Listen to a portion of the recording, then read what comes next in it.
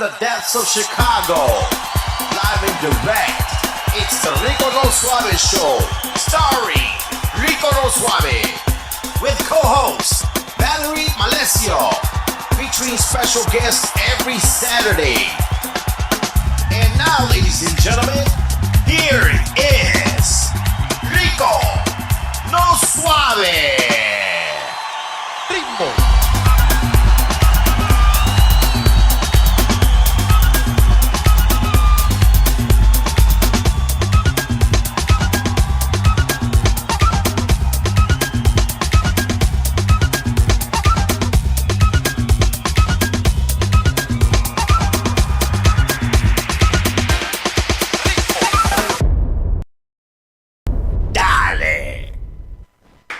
Welcome to the show, everybody. Welcome to the show. Your boy Rico no Suave here on the 1-2-1-2, ready to go with each and every one of you guys. I hope you guys are ready, because I'm ready. Otra vez. Oh, man, it's going to be a blast today, everybody. Woo-wee. Yes, it's going to be a blast, so we're going to get right into it. Thank you guys so much, actually, for being with us today. And you already know who's with us as well, too. Give it up for my co-host, Valerie Malesio. What's up, Valerie?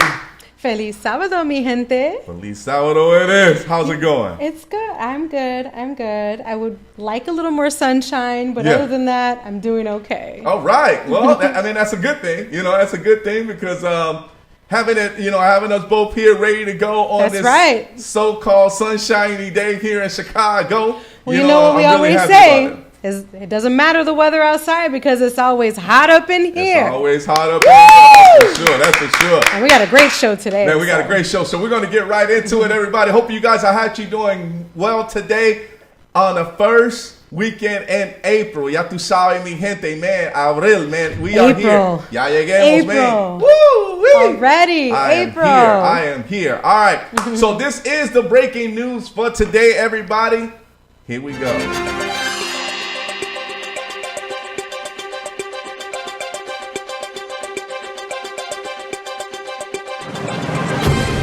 Celebrities and all that. Let's take a look. Here we go. So everybody. Oh, big Will sigh. Smith. Okay, so we're going to go through because we got a few slides, everybody. We got a few slides here. So Will Smith, one of a great icon from Bel Air. You know, one of my awesome icons. I love him. This guy is funny. This guy is hilarious. And I love everything that he actually does. You know, and one of the things is that, you know, he came from this guy being funny.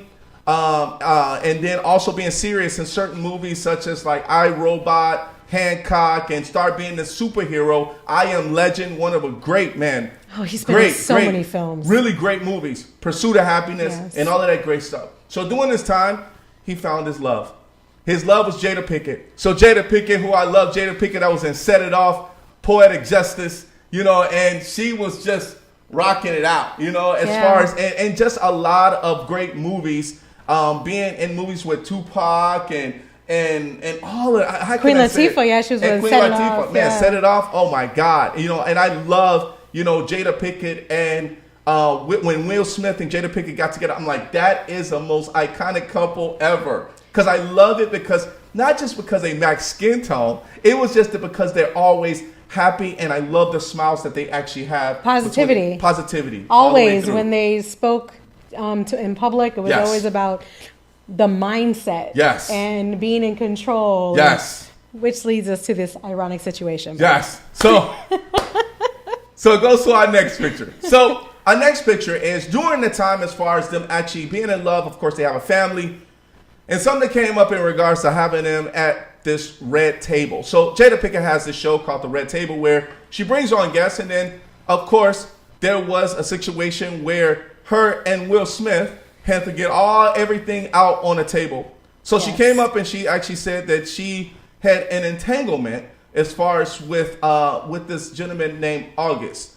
So we bring up this one, and the entanglement with August meaning that she actually thought she found some emotions with. You're being very careful. I am, because I want to make sure that it doesn't come off wrong in regards to saying that it's okay for her to be able to do something like this, but also in marriages or also in relationships, there's ways in regards to being able to handle each other when it comes to certain emotions that you may not get. And on the round table, she did admit that she had an entanglement as far as with August because she felt like there was not a lot of love there. She felt that there was some things that was actually missing in her relationship. And of course, you know, he broke down. He broke down really bad. So now August is also a great friend as far as with his son, the Smiths, right? Yes. And since he's part of the family, you know, I guess he got too close to the family. And then that's when Jada went to actually find out about this situation. It hurt Will Smith. And it would hurt anybody to be able to hear that their wife or their loved one actually went to go and find love somewhere else. So during that time, of course, the stressful moments, she found out that she had a disease, an autoimmune disease called alopecia. Alopecia actually made Jada Pinkett hair fall out. But of course, she always kept that style. She always kept that positivity. She always kept whatever she had to deal with. She kept it really straightforward, and she was handling it the best way she could. Now, during this whole thing, of course, Will Smith was actually with her during that time all the way through because they are a family. Right. He showed that he is a man of his word, but he also felt that in the back end that he was still hurt in regards to what was going on. So, Chris Rock, Oscars 2022, this year, Chris Rock is a comedian. We need to understand as far as what comedian people like, their character, what they do. Sometimes you get into a situation where you and your friends may go a little bit overboard in regards to things that should not be said, that may be personal, right?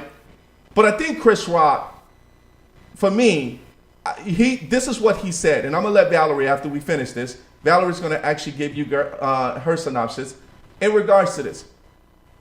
Chris Rock came out and said something about G.I. Jane 2. So when he actually talked about G.I. Jane 2, because of course G.I. Jane, if you ever seen the movie, I think it was Demi Moore. Demi Moore, she actually was baldhead, and she was actually treated unfairly, as she thought, within a group of men when that was in the military. Right. So being strong as she is, Chris Rock referenced off this to Jada Pinkett. So Will Smith laughed because it was a joke, and because it was a joke itself, Will Smith thought that it was funny. But what about Jada Pinkett? Jada Pinkett looked at Will Smith as, "Why are you laughing at that? I don't find that that's funny." So Will Smith straightened up and took the next step. And he went on stage and he smacked Chris Rock. Now, smacking someone at the Oscars and smacking someone on stage is something where the Oscars, it kind of took it to another level of what Will Smith was actually going through during that time, but he was actually laughing, and then he straightened up to see that his wife wasn't feeling that joke of any sort. Now, I did find out, and I didn't see this, but I didn't get the photo until later, that she was actually laughing after he smacked Chris Rock. Will smacked Chris Rock. So Chris Rock was like, "I can't believe I just got smacked by Will Smith." He was so in shock. The shock of this, God, he was so it was bad. The shock of it was like in front of millions of people, in front of millions of actors and actresses and NBA stars and everybody that actually watches this. And the crazy thing about it is that he did not expect that would actually happen. Because normally people that get mad, and I would have to throw out George Clooney. George Clooney was kind of a guy that, Steve Martin in an Oscar, I think a long time ago, was making fun of George Clooney, and they looked directly at George Clooney, and George Clooney looked at him because he knew it was exactly right.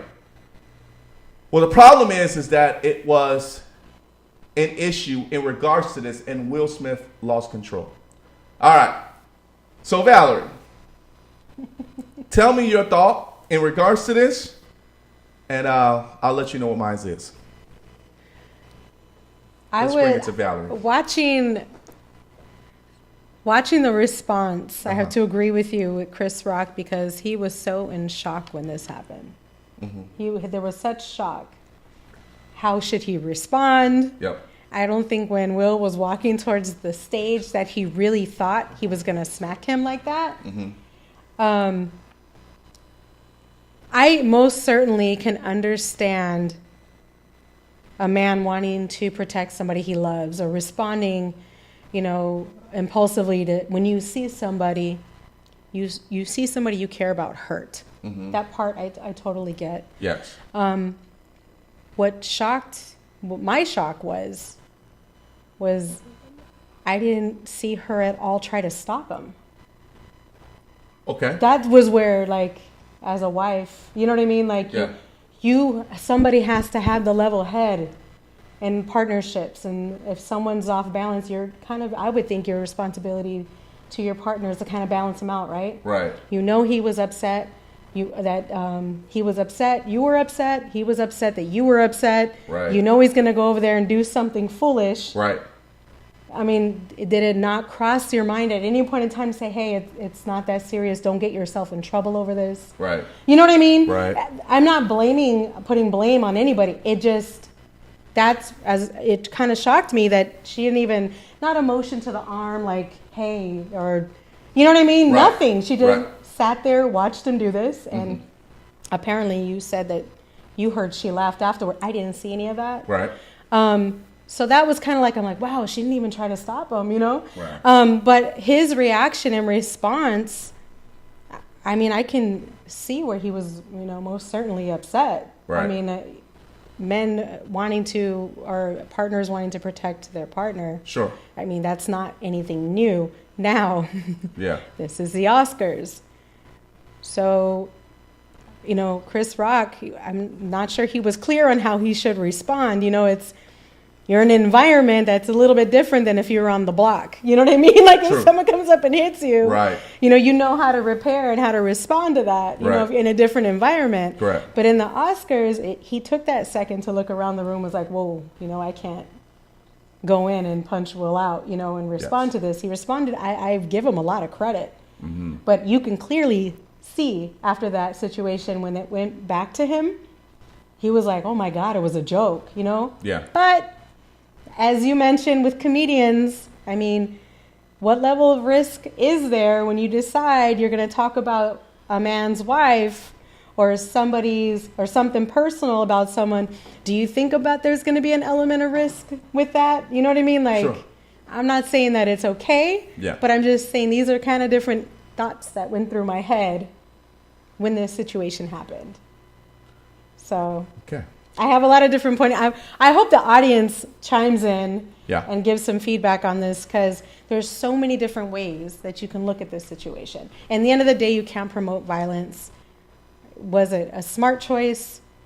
I don't agree with that. It was the smartest choice, but I can understand where it came from, if that makes sense. It does. So, and yes, if you're chiming in, so I'm going to make my scenario real quick and easy because we have. It's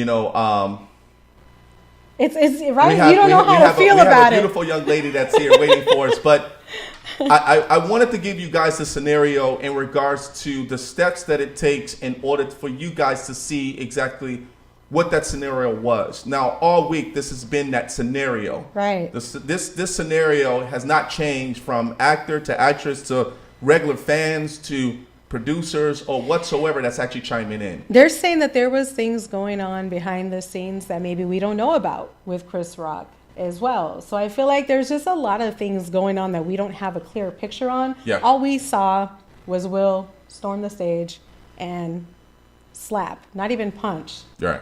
Like, which is a whole nother level of disrespect. I feel, he slapped him. So here's my thought on this.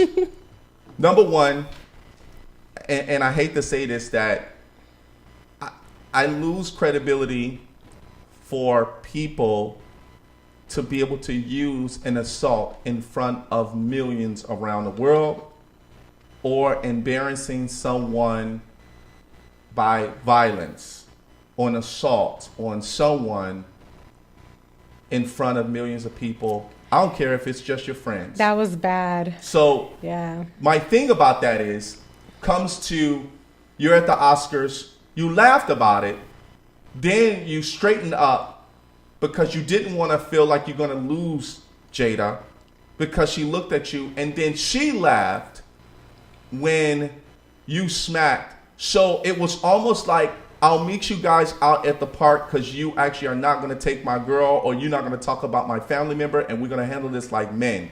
What you did was you handled it like children, or Will Smith handled it like a child, and actually went to smack. Now, what does that credibility hurt for Will Smith? A lot. Because there was a lot of big actors that did not like the way that he actually did that. And then also, because of his emotions, he went further to be able to put that for everybody else to see. Now, the big thing about this whole thing is all about viewers and publicity. The Oscars got the publicity, but I don't think it was the positive publicity in regards to it. There was a lot of negative publicity. At what cost? At what cost, Yeah. right? But also, Will Smith lost a lot of credibility from maybe some people. I'm sure there are people that said, yeah, Chris Rock deserved it, and I respect that. But at one point in time, I would never say he deserved it. Yeah, well, that's You know the what I thing. mean? Not deserved, like deserve to actually be something be said to him about it, but deserve not to be able to be hit. No man or no woman should be hit on stage or actually in front of a lot of people.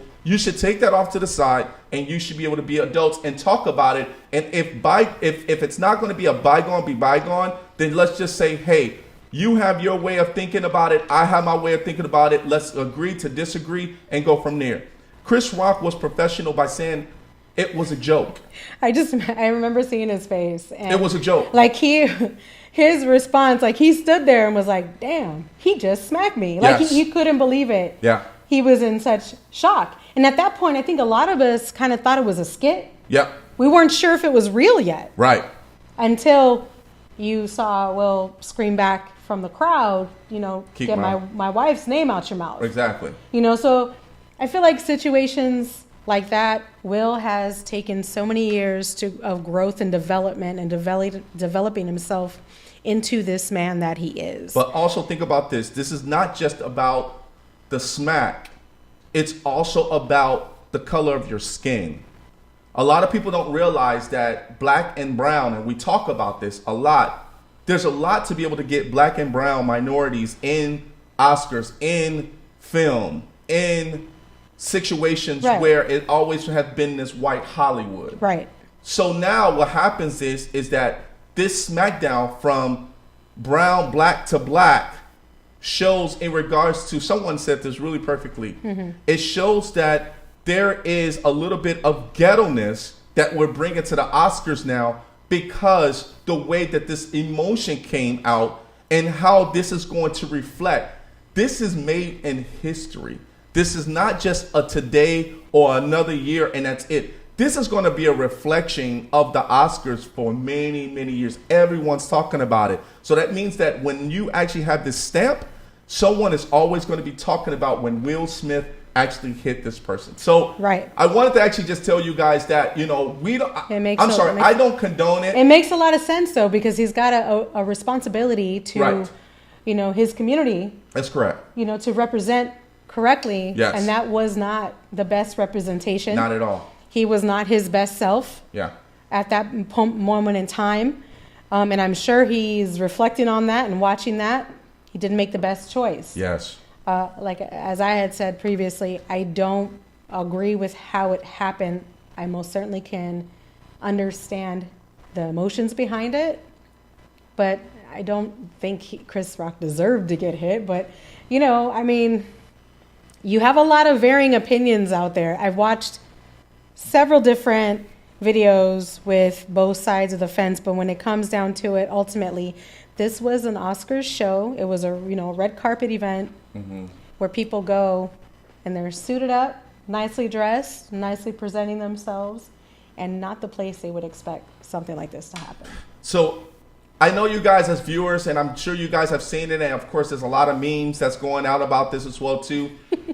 I'm not going to put any of the memes as far as on the show for us, because I would rather this not. is nothing that we should be playing around with. But I think it's something that needs to be said. as of which direction, of course, the Oscars is going, but also where Will is going as a person. We pray that Will gets better in regards to, who he is emotional wise. Right. And also hopefully that Jada as well understands that this is not just a situation of, oh, I got you back, or I'm controlling you, or anything like that. It's such a bad thing to be able to see. Let me ask you this, like though. Can I ask you a question? Sure. Now, if this red table discussion did not happen, and she didn't have this entanglement, would you feel differently? No. I think there could be other things that could be hidden in the back end. Okay. That's going on from a relationship that has a little bit of toxic waste in there Right. somewhere, where the emotions have always been there of not being able to be met between each other. Right. So I think even without the red table, I think that even if she slept with Joe Smo, we wouldn't have heard about it unless it was somebody that was big. But I think it was more of emotions that they were going through in that relationship in order for something like this to happen. So yeah, it does sound like there was a lot of cleanup that was put out there. Even when he accepted his award, he looked so broken. Or he was broken already. Super because emotional. He was broken. And yeah. everybody kind of looked like, wow, I hope he finds the help that he needs to get these emotions all together. So interesting scenario at the Oscars. If anybody tuned in, I'm sure you're seeing it everywhere. Everybody's got a different opinion on what can be viewed here. There's several different goggles to look at it through, but in the end of the day, you can't really condone violence, period. Not on stage like that. Period. Not in front of people like that. He could have, well, let's not say, meet me outside. Meet me It would've just outside. happened anyways. But people would have understood that at least, so. And I'm going to leave it off like this because we got to move on. But Jim Carrey actually said that if it was him that got hit, I would have sued him for $200 million. That would have made a statement in regards to what Chris Rock should have done because it was assault, but he also was right about, hey, Will is my friend. I'm not going to do that. I understand the emotions. And he comes back and says that. But at the same time, too, we don't know what's going to happen next in regards to that. But it's a statement from Jim Carrey saying that I would have, if they would have came to me, it would have happened. Or anybody else to say, hey, if you would have smacked me on stage, that's my dignity. That's my pride. But I handled it. He handled it with the utmost professional way. So now I guess Will Smith actually resigns from the Academy. So he did. Tell us as far as what you guys think about this. Please chime in. But I got to introduce this beautiful young lady that's coming in now. Man, I'm so happy that she's actually on with us. She is a published book author. She is an author. I am so happy because she's up and coming, and she actually wrote an awesome book. And this book is also called Grief, Growth, and Gratitude. And this book here is going to be one of the top sellers. When we talk about this as far as today, you guys are going to either be crying or you guys are going to actually be really happy, in which I hope you be really happy in regards to this. I want you guys to stand up, put your hands together, put your hand on your heart because we have an upcoming artist. Her name is Caitlin Burr. Hey, Caitlin. Caitlin. Can you hear me okay? Can you hear it? Can you hear us? Yes, can you hear me? Hey, how We are can. you? How are you? How's it going? Good. How's everybody doing? Good. Thank you so much. Thank you so much for being here with us today, and thank you so much for being with us as we went through this whole Will Smith scenario. It's nice to hear everybody's opinions.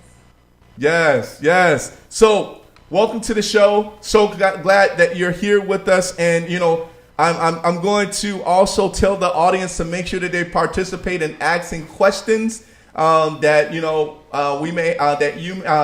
they may have for you to answer, and then we'll read those off to you as well. So let's get it started. So, what influenced you to actually write your book? And also, if you can just repeat for the audience as far as the name of your book as well. Yes, so I'm the proud author of Grief, Growth, and Gratitude, A Journey Back to Love. And what influenced me is that about 6 years ago, my mom had passed away. And the sorry. seed of the title came to me So when my mom passed away, there was a lot of emotion behind it. And anybody that's lost someone in their life, there's a lot of deep emotions that go with grief. So I got the name of the book and I started just writing about my experience of what was going on. But then eventually I took a break from writing. So last year, the idea came back to me to finish the book. So some time had went and transitioned into my journey of this healing. And I was able to complete the book. So that's really how it came to me initially. Nice. So that's awesome. I mean, I think congratulations on that. Yeah. So I think, I think for yourself, with being, looking at it from a standpoint of yourself, there's a lot that's actually involved when it comes to grief, when it comes to, a lot with losing someone, which is very hard to do, but also it's even harder to actually even write the book.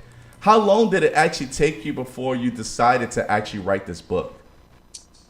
So when my mom had passed away, I started writing then because I was still in the initial phases of grief. So I was literally writing from my heart of how I was feeling. And during the time of my grief process, I had other things that happened to me. So I also had lost my grandmother after that, and then I had went through a breakup after that. So there was a lot of different periods that I was going through. I was going through really, really hard time. Then eventually I stopped writing the grief process or the grief section of the book because I couldn't write growth and gratitude just yet.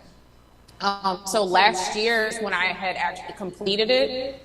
And it's literally my journey over the course of 5 years. Wow. I can kind of connect with you on that because when I lost my mother, I lost my grandmother months later too. So it was like to hear you say that, like that emotion is just so much because it's like an uphill climb. And as soon as you get to a certain point, then all these other feelings come in. So at the time you were writing this book, did it almost feel like it started off like some sort of a personal journal or diary to get all those emotionals out, those emotional feelings? Yeah, absolutely. It was like therapy in a sense, because I think when someone goes through a major loss in their life, all these emotions come up and we don't know where they come from. We don't understand. So when I started writing my experience, it was just kind of therapeutic for me, what I was actually feeling.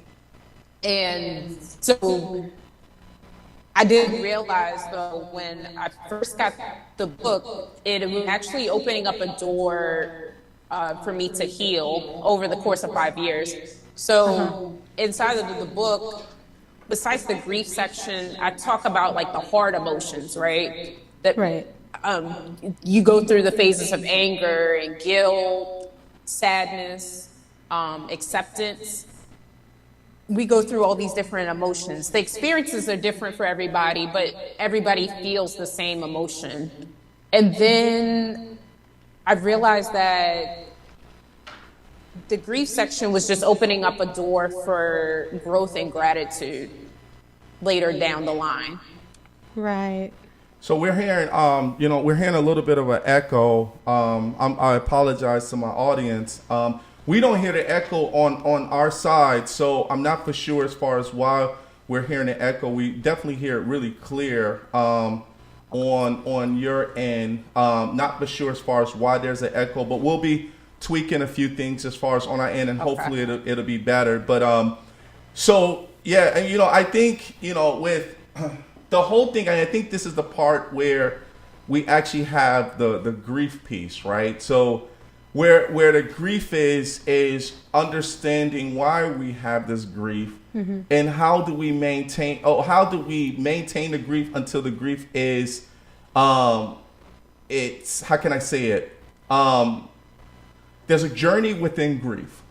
right? Yes. There's a journey of when you actually first start as far as with the book of writing something that's really hard to actually, write. Right. Because when you're writing, you're grieving at the same time too, because you're trying to get all of your emotions out.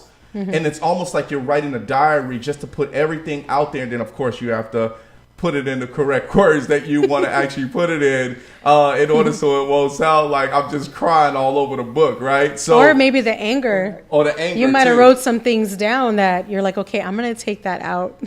I was not my best self when I wrote that piece. Right. As you mentioned, grief and sadness, it shows up differently in people, and we Absolutely. respond to it differently. Yeah. So, so with that, when you started the book, the grief piece, how long did that actually take for you to be able to write that piece? Grief probably took me a good 8 months. Because when I was writing it, I was writing it at a time I was still going through grief. So there was a lot of different aspects to grief. And when I was going through it, it wasn't, when I look back on it, it wasn't just my mom's death. It was like I was grieving her passing away, and then I was grieving my grandmother passing away, and then I was grieving the breakup, and then I was grieving my old self. And I think sometimes in life, we are transitioning into better versions of ourselves. And that's also a level of grief because you don't recognize who you once were, especially when you're trying to elevate and become a better version of yourself. Exactly. Right. And that's kind of like what we were talking about before we started this, when we were talking about the whole thing with Will. Yeah. He had spent all those years building himself up. Right. And he let that one scenario knock him back years and years of progress. Yeah. So you mentioned through your grief process, you found these opportunities for growth. Was that like a process that you felt like you were going to like write down and reflect on? Like, these are the things I need to work on. Like, what did that look like for you? So initially, when I had grief, I've dealt with death before, but I had never experienced anything with grief that powerful. It felt literally like a lot of bricks on my shoulders. So one of the things that I had in a notion of is like therapy was for the weak, right? I was like, oh, I don't need to go to therapy. But when my mom had passed away, all of that emotion was so heavy. I felt at that time I need to go to therapy. And actually, therapy saved my life. I was in a really, really low point in my life, and I was going through a very big transitional, and I didn't understand all of the emotion that I was dealing with.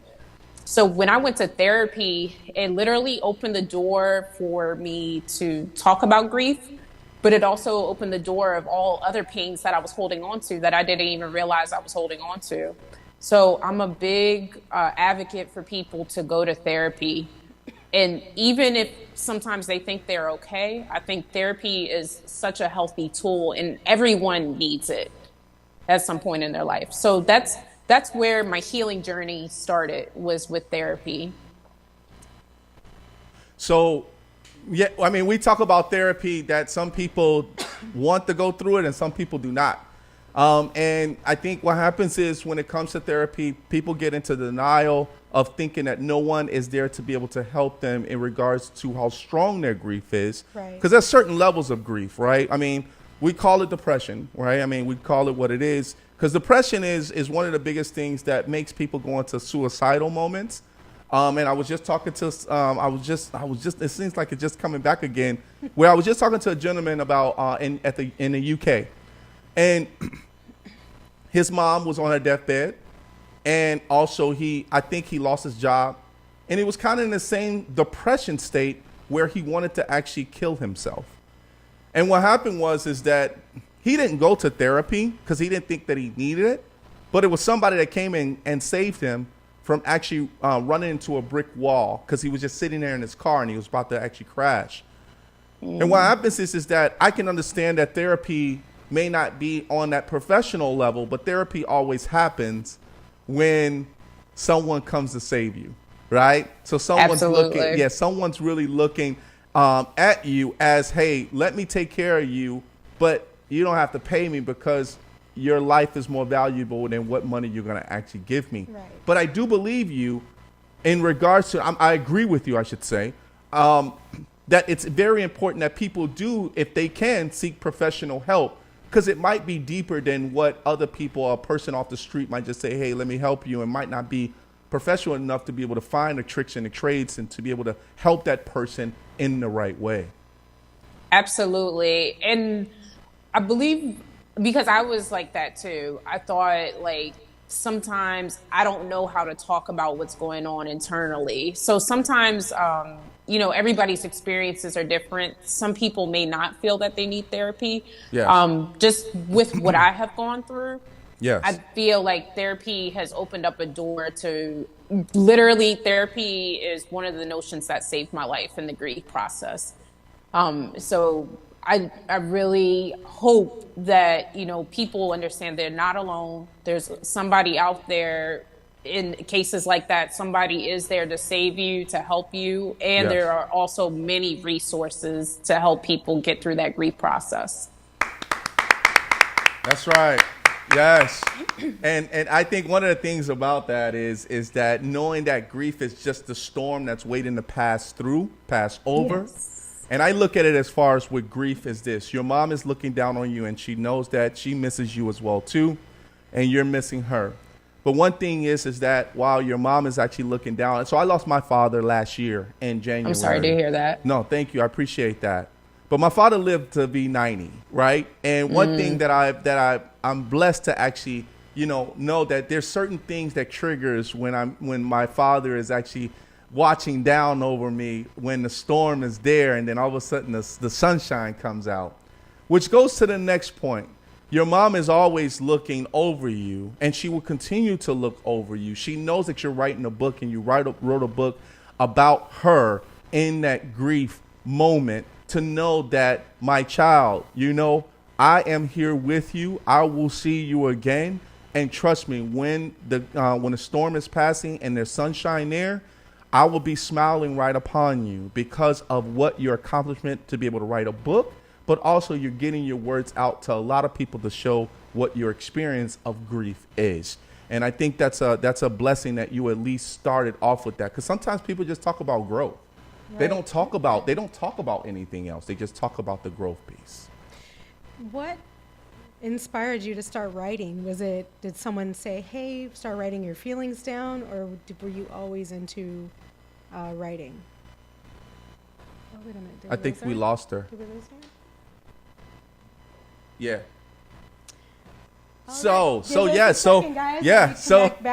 That was pretty deep. We got too hot for TV on that one. We're going to try to see if we can get her back in. But tell us what your thoughts in regards to that, Valerie, in regards to the grieving piece. Well, I so far what I was getting from her, especially about therapy, because we live in such a society where therapy is taboo, where if I go to therapy, that means I have to admit something's wrong with me. Right. Or I'm not crazy. I don't need therapy.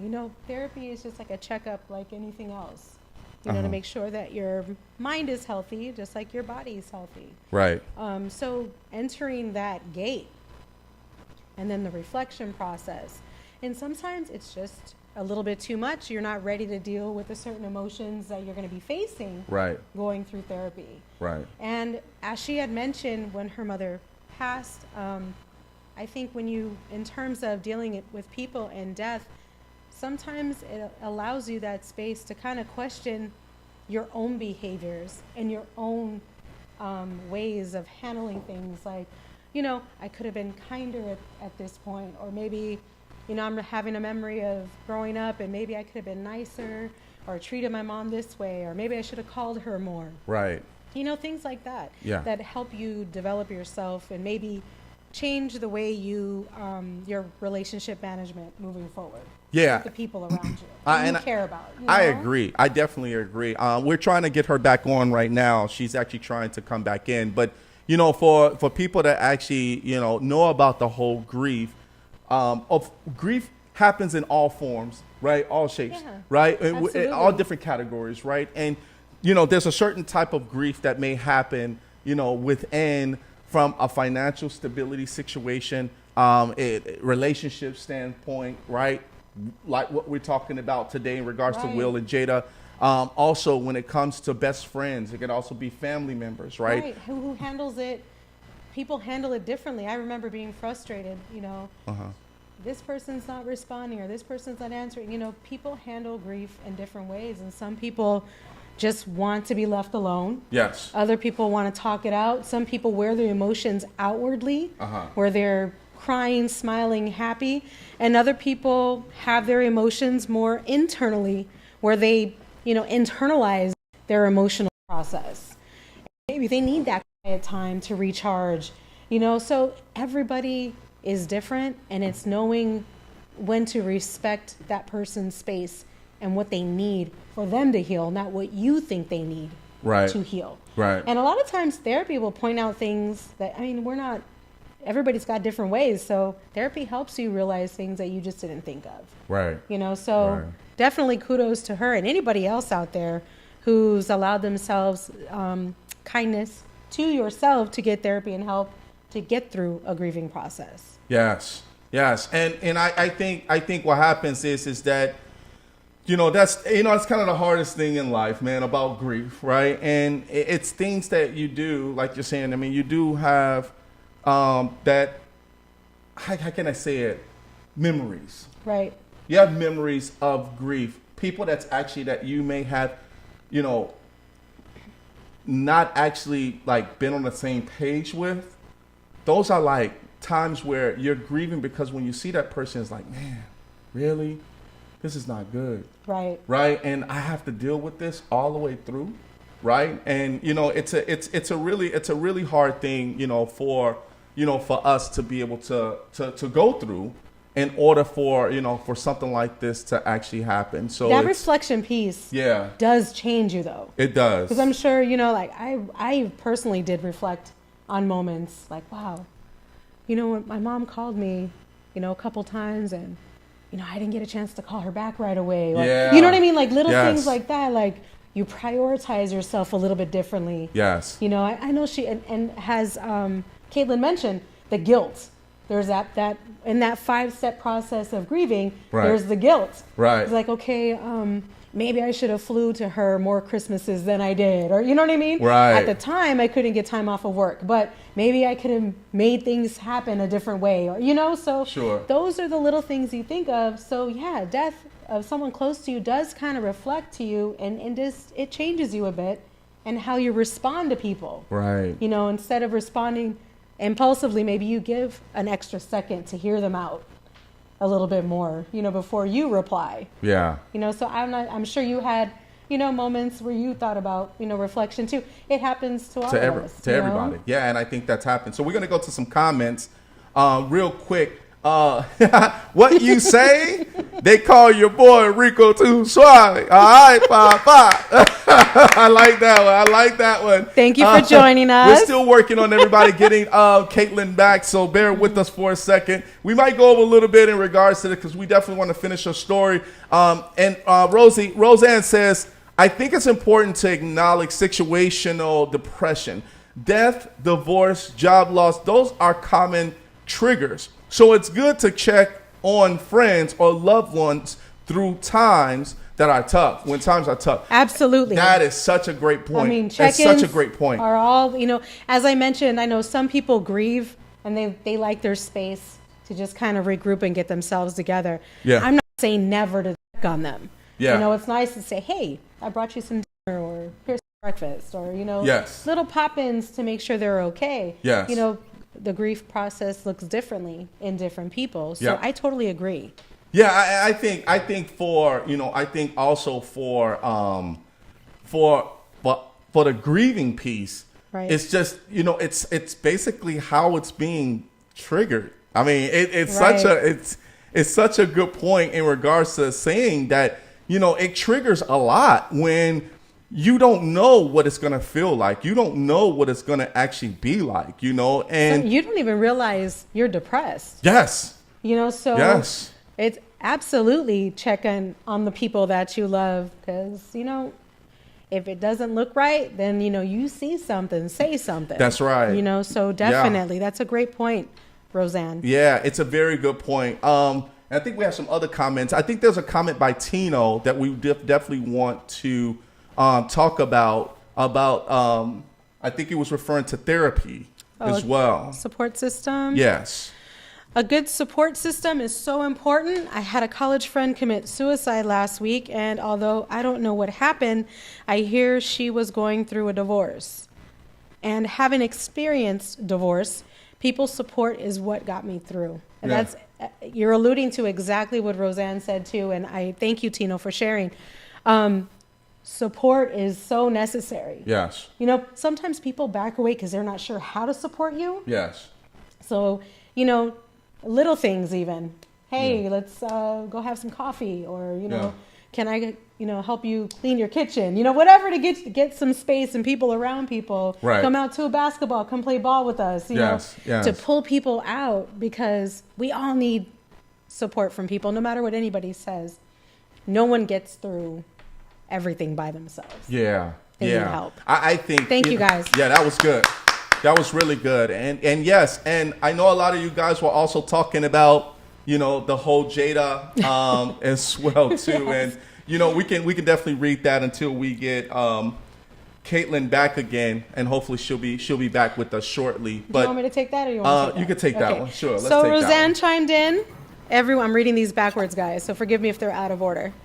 Everyone is entitled to their emotions regardless of the true intentions of the joke or not, but not acting out with violence. There's a right time and place and appropriate action. Although it was not right, it's a good discussion for all to reflect on our own personal accountability. I like that. And that is the key word there, accountability. Yep. Now, although I can understand his actions, once you make that choice, you commit. Yes. You commit to the accountability, Yep. just like everybody else, Yep. of that action. So I think we're back with Caitlin. Let's see if we can bring her back again. Caitlin, are you there? Hey! Yes, can you hear me? Oh yeah, welcome back. Welcome back. Is there an echo? Yeah, it's a little bit of an echo.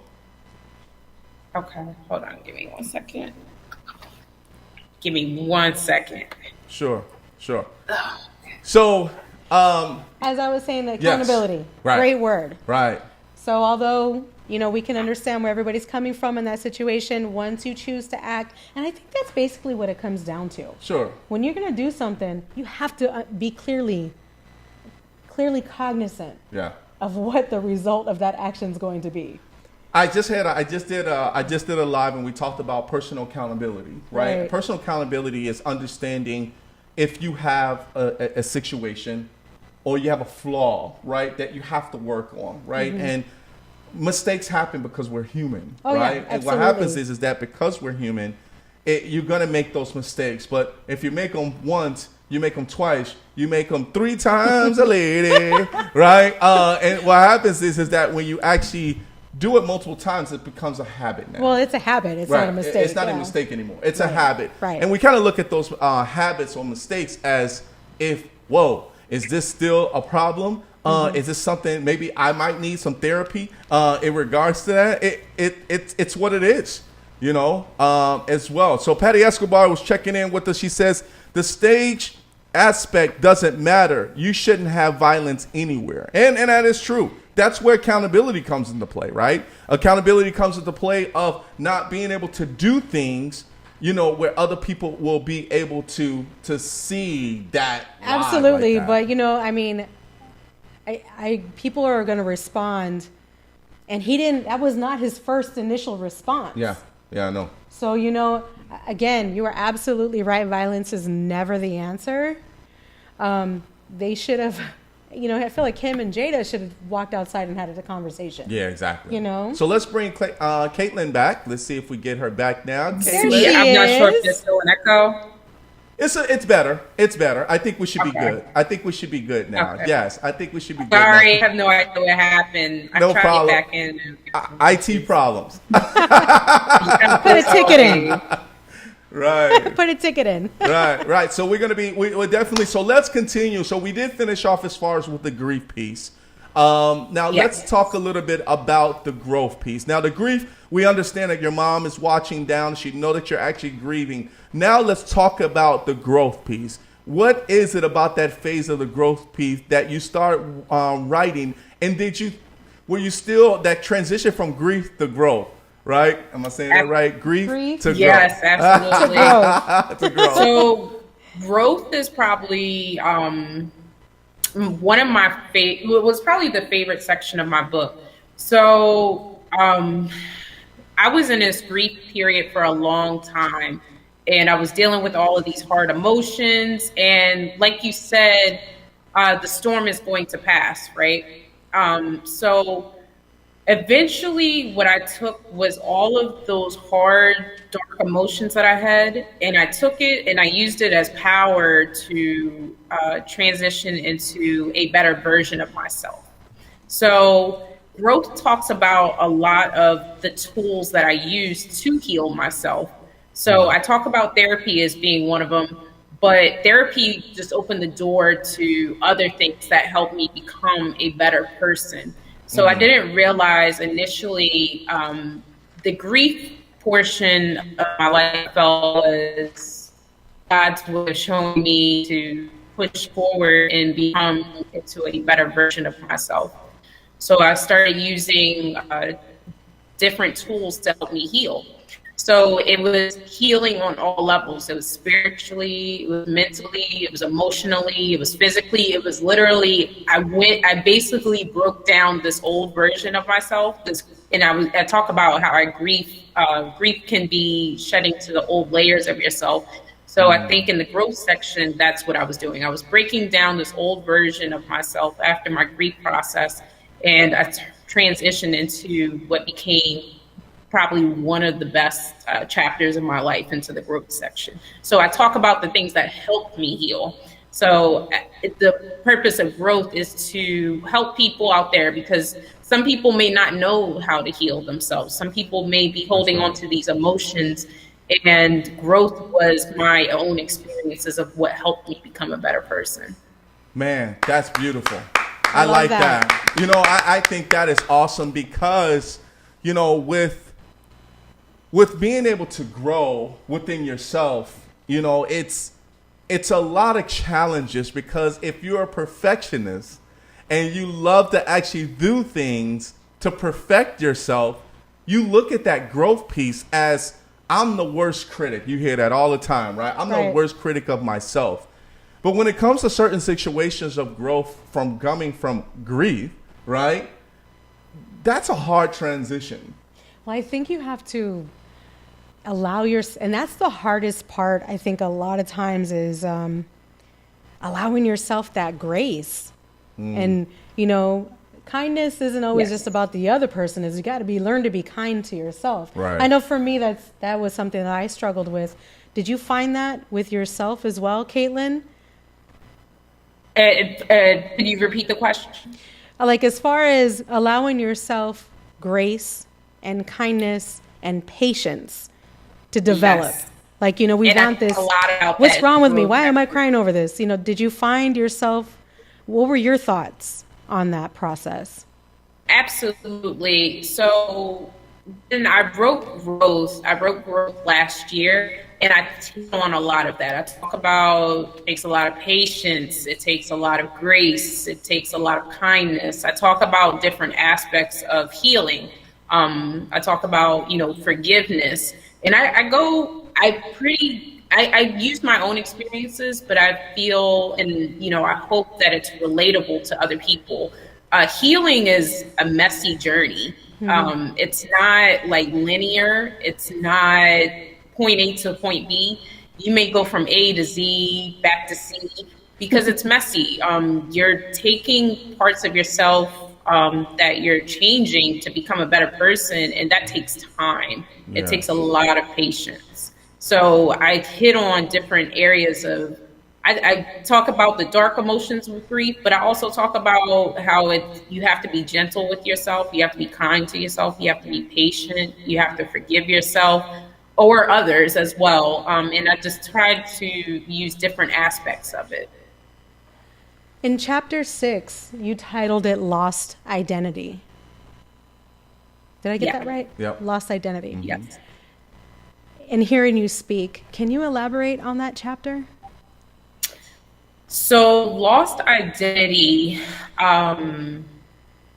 it's a very brief chapter, but it's talking about basically I didn't know who I was.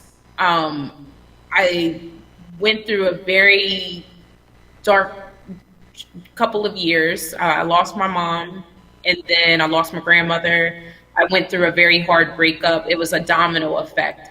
And I'm dealing with emotions from not just their losses, but then I'm starting to feel emotions of, emotional pain that I didn't know where it came from. And I literally didn't know who I was anymore.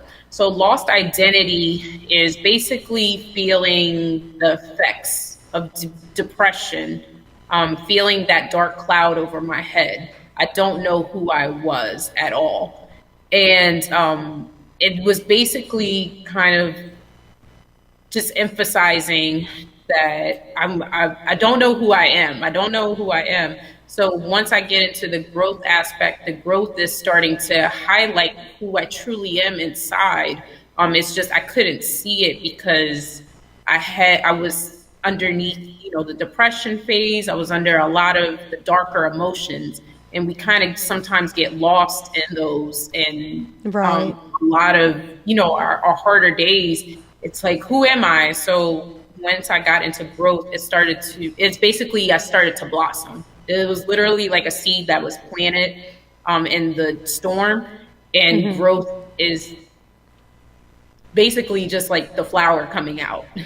It almost sounds like we need to kind of lose ourselves to identify who we want to be and who we should be, Right. to build ourselves back up again. This book it seems Absolutely. so powerful. I am excited to actually flip through some chapters and get through it. Congratulations again on this Thank piece. you. It's Thank so you. amazing. Absolutely. I think that we all lose ourselves at one point in time of when it comes to life in general, based off of how busy you are within your life. It can be with family members. You can be stuck being busy with family members. You can be stuck as far as within a relationship. You can be busy as far as with your job, your career, hobbies, or whatever that you may have. And then you tend to get lost so much sometimes in the fact of grieving and then also growth. And when you have that lost identity of grieving, because things may happen that you don't know why things happen to you. Like people it's like, and this is kind of a fun way of thinking about like certain music that makes you move and you didn't realize that you moved a certain way. And you're like, listen, I just lost myself in that song. I didn't even know. It's like, dude, you were doing some things I never saw you do before, right? And then all of a sudden you kind of lost your identity. Like, for real, did you record it? Because I need to make sure I go back and find out what I actually did. But so what happens though is that when you lose yourself, you tend to lose yourself out of the ordinary. You're out of your zone. And then all of a sudden you have to come back and be like, listen, I don't know what I just did. Either I want to do that again to make it better, or I don't need to do that anymore. Right. Because lost identity is losing yourself either to a way of finding yourself to be able to move forward in life. Right? Exactly. In I feel general. like we need at some point to kind of lose ourselves in order to question. Yeah. Throw those questions out. Who am I? Who do I want to be? Yes. And who am I truly? What is my purpose? So I think those questions are necessary. And, sometimes those darknesses help us reflect. We try to make sense of tragedy and, bad things that happen, but sometimes it's those moments that we reflect on things and we find ourselves again through that darkness. So Caitlin, when it comes Absolutely. to you going through those motions, and you reflect a little bit back on When was your book published? When did you publish It was the book? published in August. August of last year. Yes. Okay. The reflection piece. Tell us a little bit about the reflection of when you actually published the book up until now. Because those are like memories of, okay, I got my book going. Do you have that process? What was that process like? Like the original manuscript? Yeah, like the original. And then how does it feel over time that you know that you published this book? So it's actually kind of funny. It kind of still seeps in sometimes that I wrote this book because just give a little background for myself. When I was younger, I was really shy. I didn't really know how to express myself. And just to look back and reflect, I'm like, wow, I actually wrote a book on my own experiences, and I finally used my voice. I finally got to share my experiences with the world. So it's really just the reflection part is to just see how far I have come since I was, younger up to this point. There was at one point I didn't know how to express my voice. I kind of held everything in. And now I'm like, I've used this platform to just kind of just share my voice with others, and in the hopes and the light that, my book can change someone's life. If I could change one life, I think that could be, that's success right there. Yeah, baby. Well, you are definitely that's what I want to an hear. author. Your name is on the bottom of this book. You are published. Thank you for signing it for me. I feel like I got somebody famous. You've arrived, Caitlin. You've arrived. Yes. Look at the artwork on that too. It's very nice. I like it. So let's talk about the last piece here. We're at 106. We're probably gonna go until like 1:15 Central Time. Gratitude. Woo-wee! Now it's when the sunshine is going, and there's the birds chirping. The dog didn't bite the cat. And everything else is actually good, right? So let's talk about gratitude. Talk to us about the gratitude piece. Yes. So gratitude is actually the section I had the hardest time writing with, because the chapters are not the original chapters. I had a different original, I had the original chapters, but I'm actually happy with how I changed it. So my favorite, I'll just give a little brief synopsis here. My favorite chapter in gratitude is Dear Grief, Thank You. And it's me talking to grief. So inside of my book, I call grief Hurricane Grief. And I use that reference of like hurricane grief is the storm, right? Mm-hmm. So then with Dear Grief, Thank You, I'm talking to the storm. I'm saying, at one point I thought you were ruining my life. I thought this grief storm was ruining my life.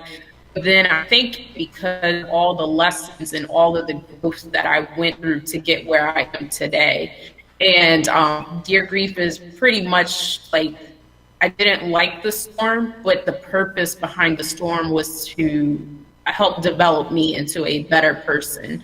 So gratitude is really reflecting back from the beginning of my journey to where I am at that point inside of the book. That's awesome. Nice. I like that. I think when you actually look back, it's almost kind of like a lesson learned, right? And it's like, hey, Grief, thank you so much. I'm so grateful that you actually sent me that, because now, like, sent me through that phase, right? And then all of a sudden you feel like that gratitude is there, that you understood how to be able to go through grief, right? Of a way that you probably never ever want to go through the grief like that again. And also it's kind of like, hey, you know what? I'm grateful that I'm alive and able to not experience, but also help people that may go down the line with this as well too. So I really like that piece. You have a page in your book, 111, where you give advice for people to look at these, like if you have a bad day. Yeah. I love that. Yeah. Because as you mentioned, people don't always know what to do. Right. Like, I'm a mom. So, when my kids are upset, I always tell them, let's breathe, let's slow it down, let's breathe. But as an adult, we don't always have somebody telling us that. Right. So I love how you kind of broke this down on, bullet point items that you can help yourself get through a bad day. Did you use these when you were developing these? Did you use these bullet points, or did you reduce it to these bullet points?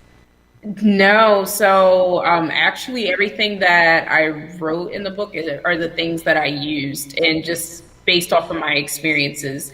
And the thing about my book is whenever I come across challenges, I go back to my book and I reflect on I reflect on the things that I have used to help me get through challenges that I go through in my life now. So it's basically a book that I always turn back to, because I'm like, okay, if that's where my growth occurred and the gratitude occurred and these things worked for me, let me try to go back and apply that to my challenge now. It's almost like a guide. Yes. Like a guide or a manual, like something you would refer to. I love that. I love that. Yeah, I think that's cool, because that, at least, how you actually have those photos that you put up, and then those kind of like a reminder of you be the best that you can be, right? And you also help yourself be the next version of yourself. Poster. These are posters. Posters. These are posters. If you heard it from the Rico No Suave show, right? The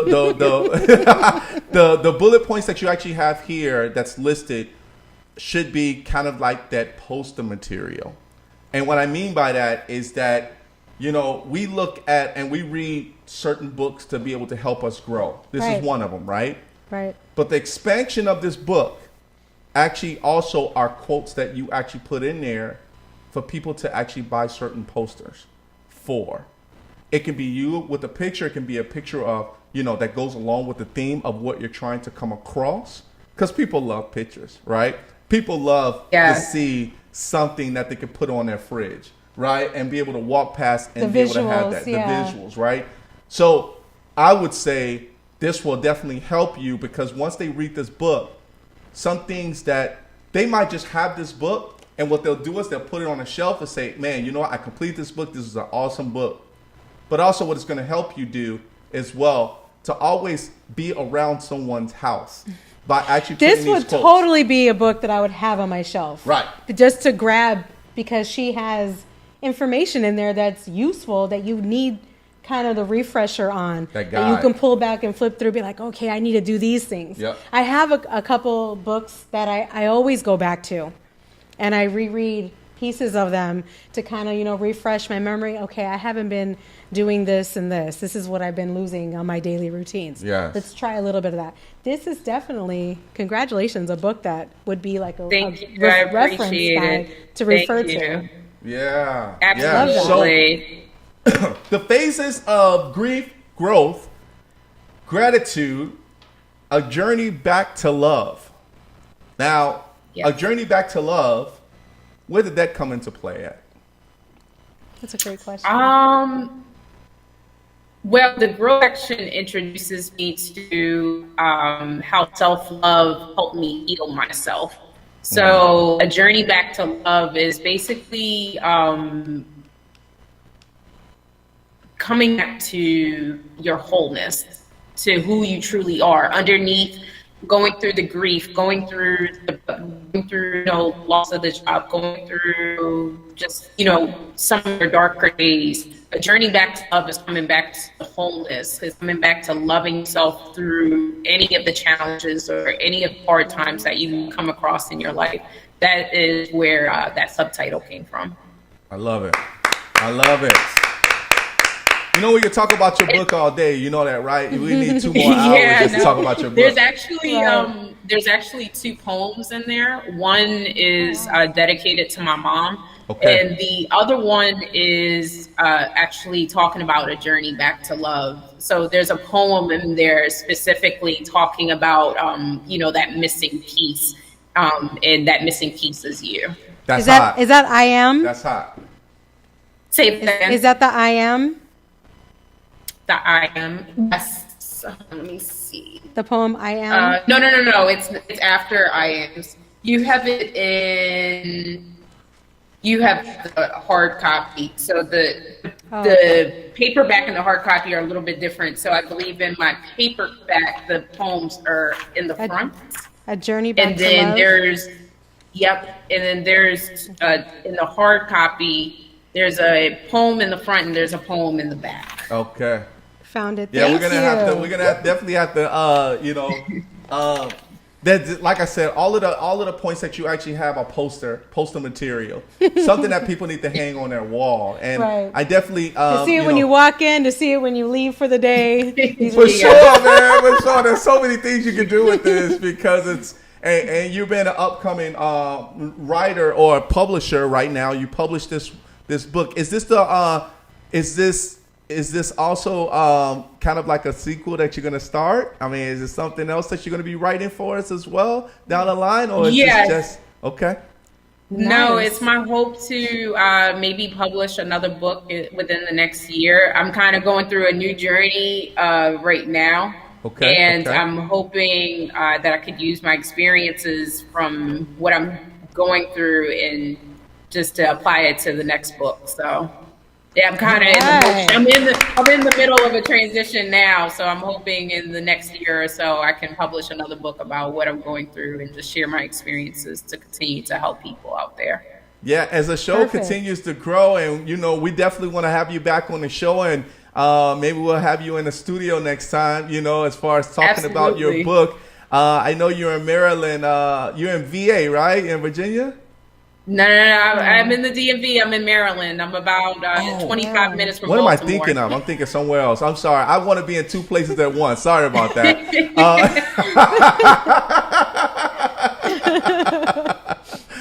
Roseanne says, great talking points today. Thank you for sharing, Caitlin.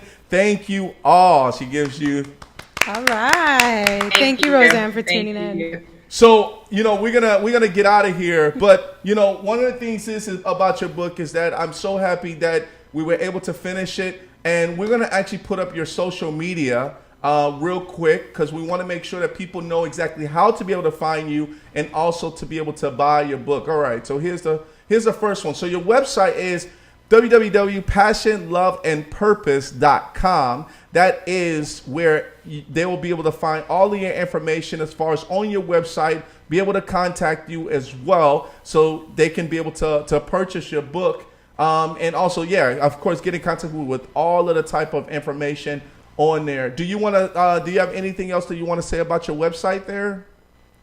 I know the website is there just so people can get to know who I am. I'm hoping that, they take a lot away from the book and they follow my writing journey in the future. And All right. If they have any comments about the book or have any questions, my email is on there and they're more than welcome to email me. And I would just, I love to hear from the readers and see what they take away from the book. Cool. And now we're going to have them follow you as well, too, on Instagram, right? At passion.love.purpose, baby. Yup. So everybody, make sure you follow her. Do it now. Make sure you follow her right now. Yes, do it now. Make sure you follow her on Instagram. So before we let you go, love, we already know, we ask the question all the time as far as what can you do to make the world better, right? We ask that question because we don't want to give off the questions right away because we want to see exactly how you respond to that. But I think we kind of talked about how you're making the world better already, right? Because your book is the purpose, right? The book is showing your passion and the love for everybody to know that you read my book, trust me, it's going to change your life, right? And it's going to help you grow, right? Absolutely. So we already know you're making the world better with this book and also the posters. Don't forget the poster. You heard it here first. Get those posters. I have something for you. I got something for you. So, thank you. Yes, so I'll be sending you this shirt. This is the Rico No Suave shirt. And, this shirt means a lot to us when we give this to our guests. Because you are a gem of the world and you want to make the world better, this shirt symbolizes the love that we have for everyone in the world, but of course the talent that you have We want you to, to be, of course, be a part of the Rico No Suave show family forever, right? But we want to get this to you and say, hey, this is for you. So I'll be sending this over to you this week so you can actually have it. And don't forget to take a picture and show us so we can be like, oh, that's us. That's us. Absolutely. I'm so thankful for the opportunity, and I really hope, in the future I come back on here with a new book and to share it with you guys. So. Much love. We look forward to it. All right. Thank you. Thank you. All right, Caitlin, well, you take care of yourself, and then we'll definitely talk soon. And once again, congratulations on everything that you're doing with the book. And, and your mom is proud of you as well, too. And we're proud of your mom because she has a great daughter. Yes, thank you. I appreciate it. I thank you guys so much. You guys have a great day and stay blessed, okay? All right, you too. Thank See you you later. so much. Thank you. Bye-bye. Bye-bye. So, everybody, that was Caitlin Burr, everybody. That was Caitlin Burr. Awesome yes, interview. that was very good. That was very good. So, thank you guys so much as far as, of course, technical difficulties. But, we come back strong ever since. So, thank you guys so much. Make sure you go and check out her book. Actually, let's put her, we have a photo of her book as well, too. Let's put that on there as well. So, so this is Grief, Growth, and Gratitude, a Journey Back to Love by Caitlin Burr. So make sure you guys go ahead and please go ahead and purchase that book as well, too. Show your support, show your love for Caitlin Burr, because she's also on LinkedIn as well, too. So if you want to find her on LinkedIn, Caitlin Burr is the name that you actually want to actually follow her and get all of that great information about her. All right, we're going to put up our social media, everybody. So, the social media, make sure you go to our website, www.riconosuaveshow.com. That's where you'll find all of our information. We also stream live there as well, too, on the front page. So if you want to actually go directly to our website, we are streaming there live now on our front page. Actually, it's through, of course, YouTube. So no excuses. Yeah, so no excuses at all not to be able to follow us. Right. All right, here's the next one. We have YouTube, Rico No Suave Show. Make sure you subscribe there. Subscribe to our channel as we continue to grow there. And also, here's the next one. Boom! Instagram. At Rico No Suave Show. Yes, everybody, make sure you like that and follow it as well, too. Follow us on our official account at Rico No Suave Show. Please make sure you go ahead and do that. And Facebook. Boom! Rico No Suave Show. You like. Love, love, love. Love, love, love. Yes, so make sure you go ahead and follow us and like us there. And last but not least, we have that Mixcloud. Mixcloud.com/Rico No Suave Show. Yes, that's where you'll find us. It actually turns into a podcast piece. So if you like the podcast and you want to actually go ahead and listen to this show again, make sure you go to Mixcloud.com/Rico No Suave Show on the show as well, too. Be sure to get that account on Mixcloud. We do special events with music on there. That's right.